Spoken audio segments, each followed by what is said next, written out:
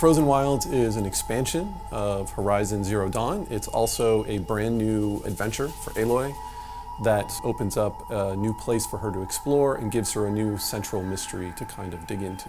We're going to be going to the Cut, which is a part of the Banuk territory. The Banuk live in an area called Banur, and it's actually set in a northern part. It's very icy, very cold, and a very hostile environment. You're going to be going into a region that has been settled by the Banuk. It's not actually their homeland. This is not a place where you're going to find big cities or settlements. You're going to find these kind of scrappy outposts, places where people are trying to find a footing and hold on.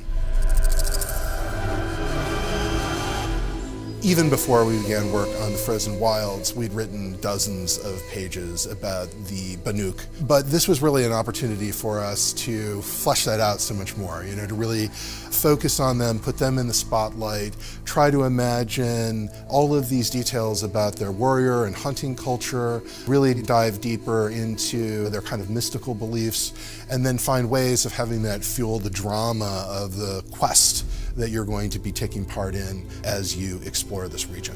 One of the processes that we use to design our tribes is a process that we call intrinsic ideation. And it's a process where we first of all look at where this thing has come from. Everything has to come from the world. They don't really have any ability to farm. So all of their survival is based on hunting. You have to be nomadic, you have to be on the move. If there's herds moving around, you have to move with the herds. So these people don't build sort of settlements that have always been there. They actually have very mobile camps that they move along as the herds move through the landscape. I'm not here for glory. I'm here for the mountain. We work in great collaboration with all the different disciplines here, and the art and concept team had a huge role in developing the Banuk. They had really done a lot of the work in terms of how the Banuk kind of would fit into the environment. As Yellowstone was a big part of the inspiration for the Banuk, it dictated their attire in the sense that what they wore, the type of clothes. Even the colors were picked from Yellowstone. The prismatic pools, it's quite an outspoken, bright color palette compared to the other tribes in Horizon. Our goal was really to try to think about what it would be like to be a tribe in the natural world, a very specific aspect of the natural world, and then extrapolate from there. Unlike Earth-like tribes, we have robots roaming around.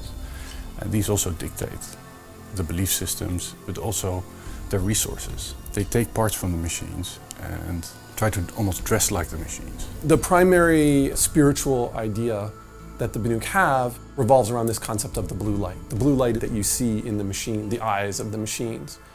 The Banuk believe that the blue light kind of can only exist in the machines, that it in fact struggles to survive within the human heart. The human heart can't contain this kind of ultimate expression of harmony. It is an ideal that they're constantly striving towards. And it also harkens back to a time when the machines themselves were more peaceful. We have people here who take a very grounded approach. They really try to think about things in terms of function and what's the truth of the idea rather than just what would look cool. We have a very tight relationship with the writing team. An idea for a tribe can come from both art direction or concept artist or a designer or a writer. But usually then we go into the ideation process about really thinking how this tribe could have developed.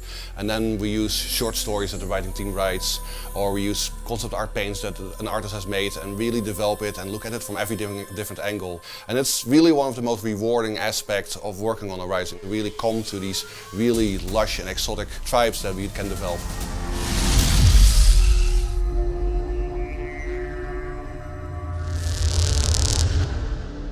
PlayStation